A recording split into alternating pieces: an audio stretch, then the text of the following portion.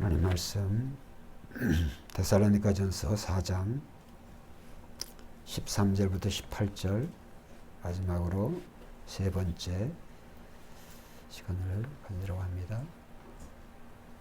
데살로니가전서 4장 13절로 18절.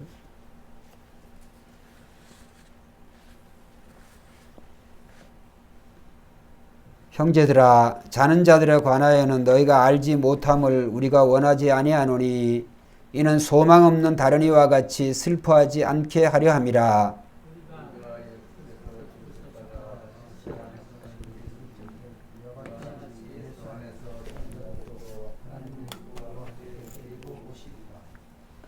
우리가 주의 말씀으로 너에게 이것을 말하노니 주께서 강림하실 때까지 우리 남아있는 자도 자는 자보다 결코 앞서지 못하리라.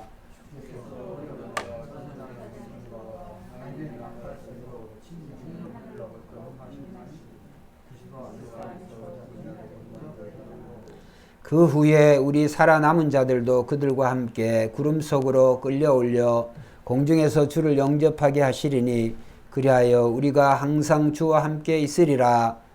그러므로 이러한 말로 서로 위로하라. 아멘.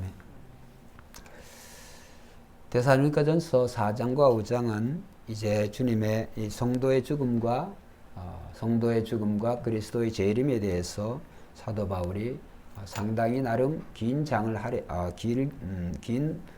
그런 부분을 할애해서 이제 말씀을 하고 있습니다. 그래서 오늘 이 시간에는 주님의 재림이 확실한 이유라고 하는 그런 주제로 말씀을 드리려고 합니다. 오늘 우리가 특별히 참 중요한 말씀이 이제 14절, 15절에 있는데, 이제 우리가 주님이 재림하실 때 우리가 잠을 자는 성도들이 어떻게 되어지느냐. 그래서 지난 시간에 그 말씀을 보았습니다. 15절에 우리가 주의 말씀으로 너에게 이것을 말하노니 주께서 강림하실 때까지, 그러니까 주님이 다시 이 세상에 강림, 즉 재림하실 때까지 우리 살아남아 있는 자도 자는 자보다 결코 앞서지 못하리라. 이렇게 말씀하고 있습니다. 그러니까 이 말씀 안에서 우리 살아있는 자보다 잠자는 자들의 그 부활이 먼저다라고 하는 것을 우리가 여기서 알 수가 있습니다. 그리고 우리가 지난 시간에 두 차례에서 계속해서 강조된 말씀이 예수 믿는 사람과 믿지 않는 사람의 죽음에 대한 관점은 완전히 다르다. 잠자는 자들은 이 세상이 끝인 줄 알고 슬퍼하고 고걸하지만 예수 믿는 저와 여러분들은 예수 믿는 자들의 죽음은 죽음이 아니라 잠잔다. 잠을 자는 것은 결국은 깨어나는 것이죠. 그래서 깨어나지 못하면 이제 죽은 것이죠. 그러나 우리는 잠잔다라고 하는 그런 표현을 하면서 우리가 깨우는 분이 계시는데, 그 깨우시는 분은 결국은 우리가 육신의 그런 죽음이라 할지라도 그것이 잠에 비유한다면은 깨우시는 분은 먼저 우리 강림하시는 재림하시는 우리 주님이 깨우신다. 할렐루야. 그래서 그것을 죽은 자에 대해서 생명을 부여하고 죽은 자를 깨울 수 있는 권세가 재림주, 그 예수님에게 있다고 하는 사실을 예수님이 살아 계시는 동안에 실제적으로 예수님께서 그런 기적을 이제 몇 차례 일으키셨죠. 그래서 그것을 우리는 기억하기를, 나인성 과부의 아들이 죽었을 때 죽어서 나가는 그 시체 그 관에다 손을 얹고 예수님께서 청년아 일어나라. 그러니까 바로 죽은 청년이 일어났습니다.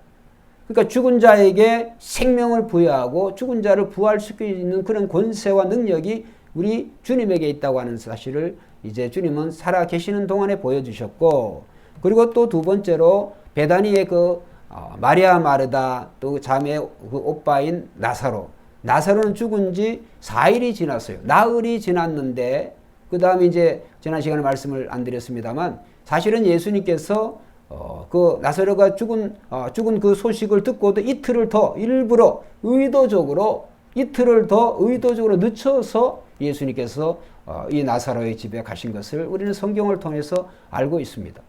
왜냐하면 그 예수님께서 이 나사로가 숨이 조금이라도 붙어 있을 때 예수님 와가지고 이 나사로를 살리신 것이 아니고 이 나사로의 그 죽음이 확실하게 확인 작업을 하신 거죠. 그러니까 모든 사람들이 나사로가 죽어서 동생들의 말에 의하면 시체에서 썩어서 냄새가 난다. 그래서 결국은 예수님께서 그 나사로의 무덤에서 돌을 치우라고, 무덤을 가리고 있는 그 돌을 치우라 그러니까 그 말에다 그러잖아요. 시체가 썩어서 냄새가 나나이다. 그런데 예수님께서는 그런 냄새가 나든지 안 나든지 그런 것이 상관이 없고 나사로야 나오너라. 예수님이 명하시니까 예수님의 권세와 능력이 죽었던 생명을 부여하고 죽었던 자가 벌떡 자기 스스로 붕대를 풀고 나오게 된 줄로 믿습니다. 그렇기 때문에 오늘 이 생사의 주권이 누구에게 있느냐? 예수님에게 있다. 그래서 오늘 우리 성도들은 이제 우리가 이 죽음을 두려워하지 않아야 될 것은 잠잔다.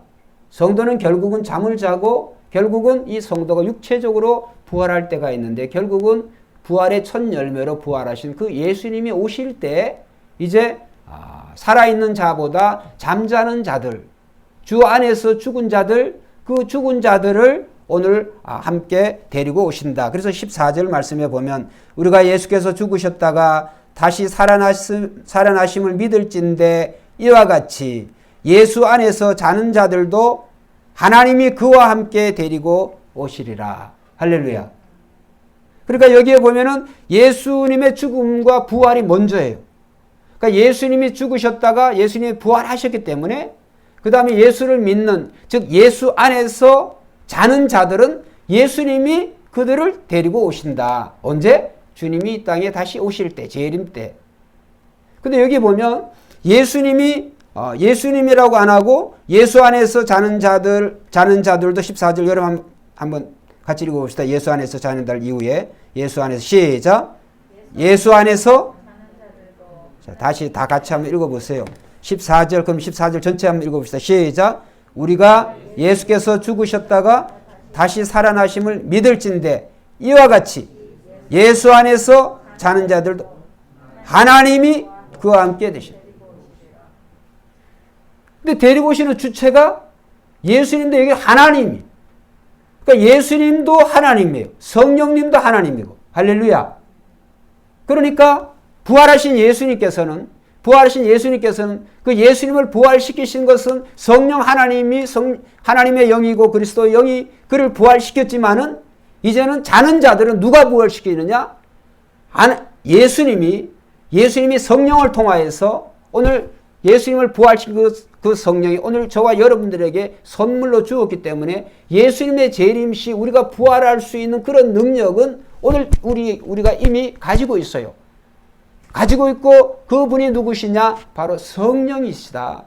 그렇기 때문에 주님의 재림 때 자는 자들이 먼저 부활할 때 그때는 주님이 그들을 부르셔서 데리고 오실 것이고 그 다음에 살아있는 우리들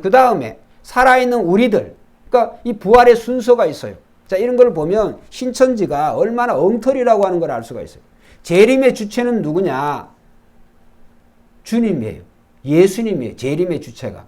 이만희가 아니고 이만희는 지금 재림 예수님의 영을 받아가지고 이 과천 청계산 별거를 거기를 다 무슨 성경적인 갖다 붙이느라고 참 여러 가지 힘든데 거짓말이죠. 신천 신지는 저거가 만드는 것이 아니라 하나님이 만들어서 우리 주님이 만들어서 가지고 내려오세요. 할렐루야. 주님이 만드신 나라가 이 땅에 되어질지 어디에 그거는 몰라요. 그런 장소적이고 공간적인 개념은 모르지만 한번 따라합시다. 사람이 준비하는 게 아니다. 하나님의 나라는 하나님이 준비하셔서 성도를 위해서 마련된 처소이지 인간이 무슨 그것을 과천에 마련하든지 어디에 마련하든지 이런 것들이 이단들이란 말이죠. 우리나라만 해도 이 재림 예수라고 하는 그런 자들이 아주 많아요. 요즘은 대놓고 그런 사람들은 그래도 많이 사라졌지만은 지금 신천지 이만희 같은 경우는 그렇게 얘기하잖아요. 여러분 한번 생각을 해보세요. 오늘 그래서 주님의 재림의 주체가 누구냐? 주님이 재림하시는 거예요. 주님이 재림하시고 그 다음에 주님이 재림하실 때는 아주 은연중에 어디 일부에서 또 이렇게 모르는 가운데 그렇게 재림하시는 게 아니에요. 주님의 재림은 전 세계적인 것이고 주님의 재림은 시각적, 청각적 모든 이들이 보시는 가운데 주님이 그대로 재림하시는 줄로 믿습니다. 언제 어느 때 자기도 모르게 여호와 증인도 그렇고 또 무슨 많은 이단들이 그렇죠. 주님의 재림 언제 재림했다고 하는 것을 많은 재림 그런 예언을 많이 다 불발탄에 다 되어졌죠. 주님의 재림은 그렇게 임하는 게 아니에요. 영으로 되어지는 것도 아니고. 자, 그러면 그것을 어떻게 알 수 있냐? 오늘 본문 말씀에 잘 나와요. 자, 16절 한번 읽어봅시다. 16절. 데살로니가전서 4장 16절 시작.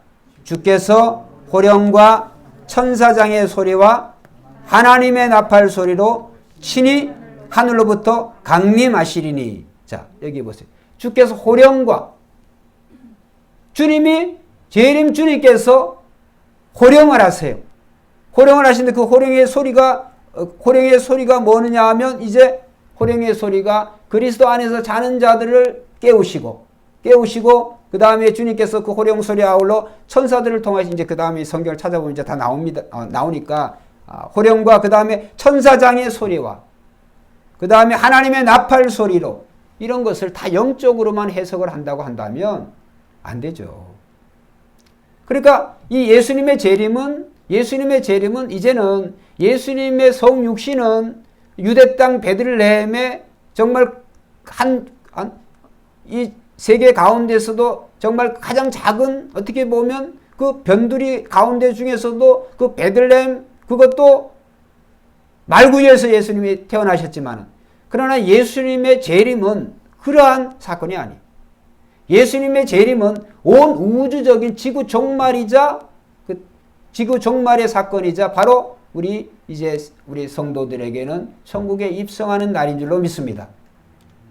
그 날은 그냥 지구편 한쪽에서 소수의 얼마가 수천 명이 집단으로 뭐가 잘못되어져 가지고 환상을 봐가지고 그런 식으로 되어지는 게 아니에요. 그렇기 때문에 오늘 본문 말씀에 보면 예수님의 재림은 시각적, 청각적, 그 다음에 모든 사람들이 부인할 수 없는 그런 장면으로 예수님께서 재림하신다. 그래서 예수님의 재림에 대해서 이 데살로니가 전서가 총 5장이에요. 데살로니가 전서 5장, 데살로니가 후서 3장.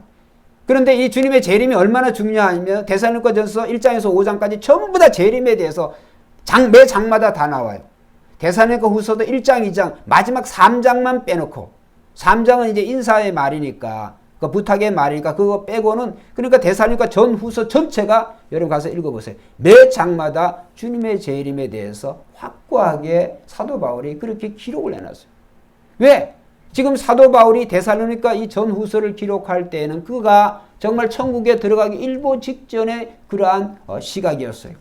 그의 달려갈 길을 다 가고 이제 그는 그 하나님 앞에 드려지는 제물로서 그 마지막 그 순간에 이 데살로니가 이 전 후서를 그가 기록을 하는데 그 주님의 재림을 사모하고 이제 자기가 죽는다고 할지라도 반드시 주님이 자신을 깨우실 것이다. 깨워서 주님이 이 땅에 오실 때 이제 자는 성도들과 함께 데려오신다고 하는 확신이 있기 때문에 이 사도 바울이 데살로니가 이 전후서를 기록을 하고 그 다음에 그것을 통하여서 우리 믿는 자들에게 자는 자들에 대해서 걱정할 필요가 없다. 주 안에서 우리가 죽는다고 할지라도 걱정할 필요가 없이 잠자는 것이기 때문에 결국은 부활하신 주님께서 깨우신다라고 하는 것을 우리에게 사도 바울을 통해서 말씀하시는 것이죠. 그렇기 때문에 여기서 보면 주께서 친히 16절 주께서 호령과 천사장의 소리와 하나님의 나팔 소리로 친히 그러니까 재림의 주체는 예수님이에요. 이만희가 아니고 어떤 이단들도 아니고 어떤 계시를 받았든지 뭐라도 그런 자들이 아니고 재림의 주체는 예수님이어야 되고 예수님이 확실합니다. 그렇기 때문에 우리는 흔들려서는 안 돼요.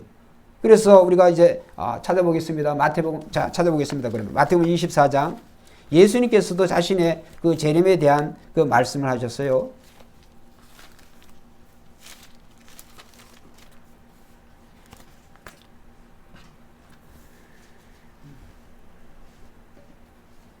자, 시간 관계상 21절부터 31절까지 조금 빠른 속도로 교독합니다. 21절부터.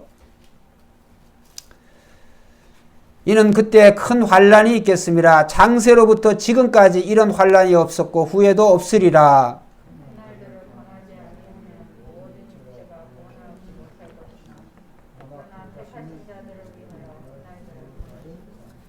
그때 사람이 너에게 말하되 보라 그리스도가 여기 있다 혹은 저기 있다 하여도 뭐요? 믿지 말라. 24절 거짓 그리스도들과 거짓 선지자들이 일어나 큰 표적과 기사를 보여 할 수만 있으면 택하신 자들도 미혹하리라. 보라 내가 너에게 미리 말하였노라. 그러면 사람들이 너에게 말하되 보라 그리스도가 광야에 있다 하여도 나가지 말고 보라 골방에 있다 하여도 믿지 말라. 번개가 27절 번개가 동편에서 나서 서편까지 번쩍인 같이 인자의 맘도 그러하니라. 죽음이 있는 곳에는 독수리들이 모일 것이라. 중요합니다. 29절 그날 환란 후에 즉시 해가 어두워지며 달이 빛을 내지 아니하며 별들이 하늘에서 떨어지며 하늘의 권능들이 흔들리리라. 그때 인자의 징조가 하늘에서 보이겠고, 여기 보인다고. 인자의 징조 하늘에서 보이겠고, 그때 땅의 모든 족속들이 통곡하며 그들이 인자가 구름을 타고 능력과 큰 영광으로 오는 것을 보리라. 30절 같이 읽겠습니다. 시작. 천사들을 보내리니 그들이 그의 택하신 자들을 하늘 이 끝에서 저 끝까지 사방에서 모으리라. 할렐루야. 예수님의 직접적인 말씀이죠. 그러니까 30절 그때 인자의 징조가 하늘에서 보이겠고 그때 땅의 모든 족속들이 통곡하며. 저는 이 말씀을 보면서 땅의 모든 자들이 왜 통곡을 할까? 이유야 몇 가지 이유가 아니겠어요? 저와 여러분들 그때까지 살아있으면 우리는 통곡할 이유가 없고 우리는 마라나타죠. 아멘 주 예수에 어서 오시옵소서. 성도들은 할렐루야. 오늘 주님의 재림을 기다리는 성도들은 주님이 오시면 제일 기쁜 일이죠. 제일 즐거워야 될 일. 근데 여기 보면 모든 족속들이 통곡하며. 왜 통곡을 할까? 주님이 오시면 안 되는데 주님이 오시는 거예요. 그러니까 예수를 믿어야 되는데 믿음으로 구원받는데 그때 이제 그 순간에 예수를 어떻게 믿겠어요? 주님이 오시는 그 날에 믿겠어요? 그러니까 그런 날이 주님이 기독교가 말하는 그 예수님이 세상에 오신다고 하는 사실이 믿지 않았거든. 근데 그런 사실이 이루어지거든. 이런 놀라운 여러 가지 그러한 이적과 기사들이 또 그러한 어떤 무서운 일들이 일어나면서 이것이 그냥 자연적인 현상이든 아니면 인류가 어떤 큰 어려움이 있는 줄로만 알았는데 이런 모든 것들이 정확히 하나님의 시간표에 의해서 예수님이 오시는 그런 징조인 것을 그들이 몰랐던 거죠. 그렇기 때문에 통곡을 하죠. 슬퍼하는 거죠. 왜? 종말을 아니까. 그들의 삶의 그 마지막이 어떻게 되어지는 것을 이제 양과 염소를 가르시니까. 그러니까 오늘 우리는 참 우리가 이런 시대를 살아간다고 할지라도 우리는 두려워할 필요가 없어요. 코로나에서 우리가 전염병에 걸릴 수도 있고 안 걸릴 수도 있고 건강해서 죽든 아니면 또 여러 가지 그런 교통사고로 죽든 한다 할지라도 우리가 성도에게서 죽음은 아무것도 아니에요. 성도에서 죽음은 잠자는 것이다. 그러니까 만약에 우리가 죽음을 두려워한다고 한다면 통증에 대한 어떤 그런 것들, 아픔에 대한 그러한 것들은 우리가 참기가 어려운지를 모르지만 죽음 자체에서는 우리는 절대로 두려워할 필요가 없어요. 왜? 성도의 죽음은 자는 거라고 그랬어요. 잠을 자면 깨우는 분이 있는데 그분이 예수님이시라고 그랬어요. 그렇기 때문에 오늘 우리들은 이 주님의 재림이 이렇게 성경적으로 확실하게 주님에 의해서 또 믿음의 선조들에 의해서 이렇게 잘 말씀하고 있기 때문에 이제 주님의 재림이 그냥 이단들처럼 어느 한 곳에서 자기네들이 어떤 그런 말을 성경을 뜯어가지고 여기 뜯어내고 저기 뜯어내고 막 이렇게 조립을 해가지고 아무리 한다고 할지라도 주님의 재림은 주님이 재림하신. 자기네들이 주님의 재림의 영을 받았는지 안 받았지 박태선이 안 그랬어요? 박태선 이전에도 또 여러 많은 이단들이 많이 있어요. 나온몽 장로 그 양반도 그랬죠. 전부 다 재림 예수라고 하는 사람들이 다 죽었어요. 그런 사람들. 통일교 문선명이는 대놓고 제가 직접적으로 들었어요. 예수님의 성육신의 이 세상에서의 그 예수님의 사역은 불완전한 사역이라고 그랬어요. 이 문선명이가 한 얘기예요. 원리 강론 그 강연하면서. 그래서 자기가 예수님이 이루시 못한 그 구속 사역을 완성하기 위해서는 자기 피를 갈아야 돼. 자기 피를 받아야 그게 재림 예수의 피니까 재림 예수의 그 피를 통하여서 영생을 한다고 그랬어요. 영생하는 놈이 자기가 벌써 죽었지. 그런데도 불구하고 그 이단들이 아직도 저렇게 설치고 있어요. 이단의 미혹되면요, 진짜 빠지기가 힘들어요. 제가 대학 다닐 때 그 원리 강론, 그 통일교 그 서클이 이제 원리 강론, 원리 연구회, 거기서 가는 원리 강론이라고 그 빨간 책인데 거기에 보면 그런 말이 나와요. 문선명이가 어렸을 때 논에서 이제 물이 돼 있는 논에 이렇게 손가락으로 이렇게 하면 물고기들이 막 미꾸라지들이 막 모여. 미꾸라지는 모여. 그리고 신기한 뭐 그런 일들이 막 일어나고. 성경은요, 예수님이 물론 무리를 걸으시고 이런 거 있죠. 그런 건 예수님께서 제자들을 구해주기 위해서 예수님이 그랬지. 예수님이 장난 삼아 가지고 무슨 장난 삼아 뭐 가지고 이렇게 자기 자신이 어떤 특별한 존재라고 나타낸 단 한 번도 없어요. 예수님이 이적과 기적을 일으키신 것은 그 이적과 기적을 통하여서 하나님께 영광을 돌리기 위해서. 그 다음에 베세다 광야에서 오병이어의 그런 기적을 베푸신 것은 그들이 굶주리니까. 그렇죠? 몇 날 며칠 동안 그들이 굶주리고 그들을 불쌍히 보셔서. 그래서 예수님께서 딱히 해결할 수 있는 그런 방법과 그런 장소가 아니니까 어린아이의 작은 도시락이었지만 그 도시락을 가지고 예수님께서 남자 장정만 5,000명을 먹이는 그런 기적을 베풀어 주신 거예요. 그러니까 예수님의 기적들을 가만히 보면 예수님 스스로가 어떤 나타나기 위해서 예수님이 어떤 무얼적인 존재라고 하는 드러내기 위해서 예수님이 기적을 일으키는 단 한 번도 없어요. 그런데 이단들은 주로 그래요. 이단들은. 그런데도 그런 걸 보면 빠지는 그런 사람들이 너무너무 많이 있어요. 신천지 이만희 그런 인간을 보면서 그런 사람을 보면서 우리가 어떻게 재림 예수다. 그가 구름을 타고 내려왔어요. 그가 무슨 원죄가 없기를 해요. 지금도 신천지에 그 비리들이 얼마나 많이 있습니까? 이만희 씨가 아무리 재림 예수를 해도 그는 재림 예수가 될 수가 없어요. 왜? 그가 성육신한 예수님도 아니고 그 다음에 죽었다가 부활한 사람도 아니고 그런데도 불구하고 신천지뿐만이 아니라 이단들이 아직도 그렇게 속이고 있어요. 오늘 예수님의 재림은 모든 사람들이 다 볼 수 있도록. 그럼 이런 생각이 들어요. 저도 이런 생각을 해봤어요.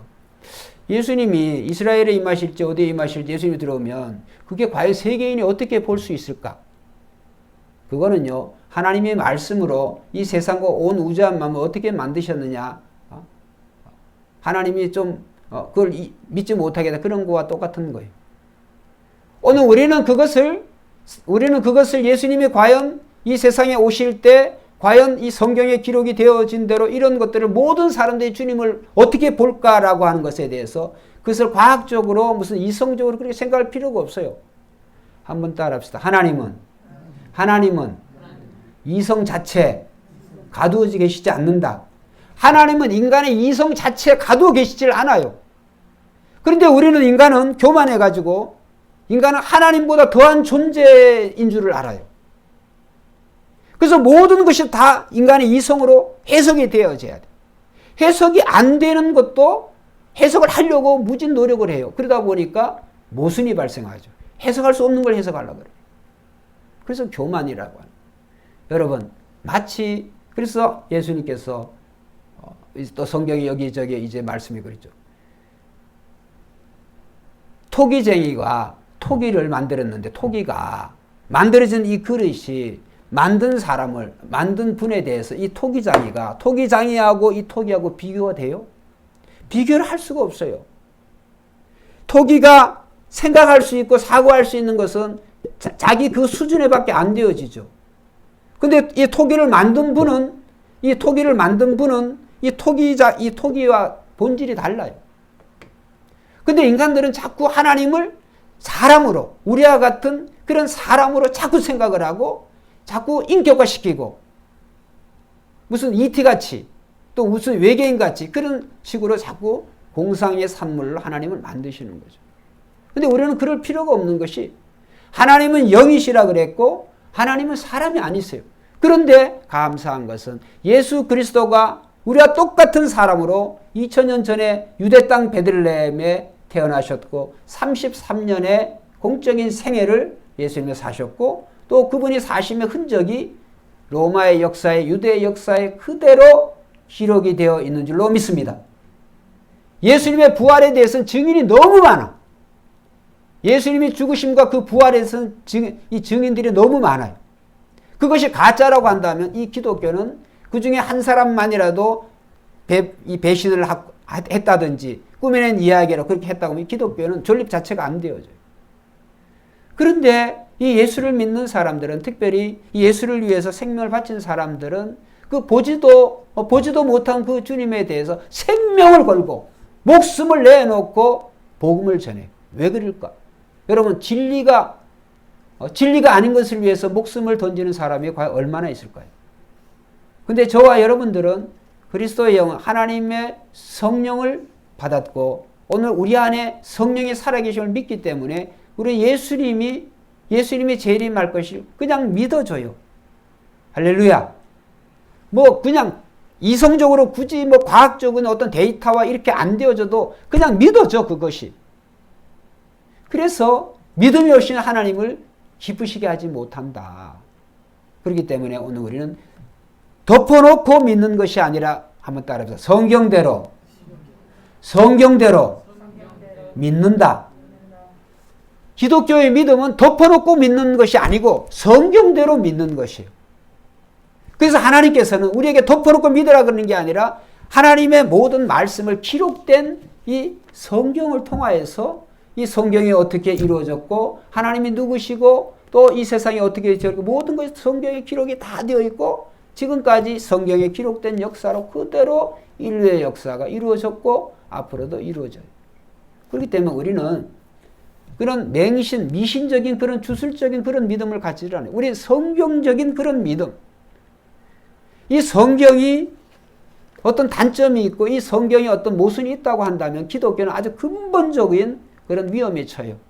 그런데 이 성경이 각 많은 그런 언어와 그런 많은 그런 민족과 그런 어떤 문화가 달라지지만 이 성경이 각자 다르게 다 그렇게 번역의 표현은 조금씩 언어가 다르니까 그런데도 불구하고 이 모든 성경을 통해서 우리는 예수 그리스도를 믿고 예수 그리스도를 발견하고 모두가 예수님을 발견하고 예수님이 이 세상에서 뭐 하셨는지 그분의 사심의 목적, 그분의 재림 이런 것에 대해서 모든 민족이 다 다른 언어라 할지라도 똑같은 성경을 통해서 우리는 한 분 예수님을 믿기 때문에 절대로 모순이 없어요.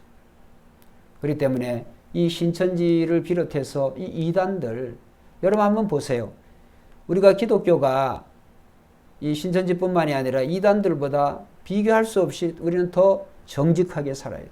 더 진실하게 살아야 돼. 그런데도 불구하고 이단들은 아주 속이는 것을 밥 먹듯이 하잖아요. 그럼에도 불구하고 자기네들이 정통인 것처럼. 그런데도 불구하고 오늘 수많은 사람들이 그런데 빠져들고 있다. 자, 이런 것은 과연 어떻게 해석을 할 수 있을까? 주님의 말씀으로 해석할 수가 있죠. 왜냐하면 생명으로 가는 길은 찾는 이도 좁고 생명으로 가는 길은 좁다고 그랬어요. 그래서 저와 여러분들은 세상에 여러 많은 길들이 있지만은 생명으로 가는 즉 예수님에게 가는 그 길을 택한 사람들이고 그 길로 가는 사람들이기 때문에 세상의 많은 사람들 중에서도 하나님의 택함 받은 그런 자인 줄로 믿습니다. 그래서 적은 무리여. 그래서 예수님께서 제자를 부를 때 적은 무리여. 예수님 그렇게 부르셨어요. 적은 무리여. 오늘 저와 여러분들은 세상의 수많은 75억 인구 중에서도 예수를 믿고 또 예수를 믿는데 오늘은 주님의 재림을 우리가 소망하면서 우리는 주님이 우리가 살아있는 동안에 오셔도 좋고 또 주님이 오시기 전에 우리가 죽는다 할지라도 잠자는 것이기 때문에 조금도 두려워할 이유가 없다. 그러면 이제 마지막으로는 어떻게 살아야 될까? 오늘 다시 데살로니가전서 4장 마지막으로 보겠습니다.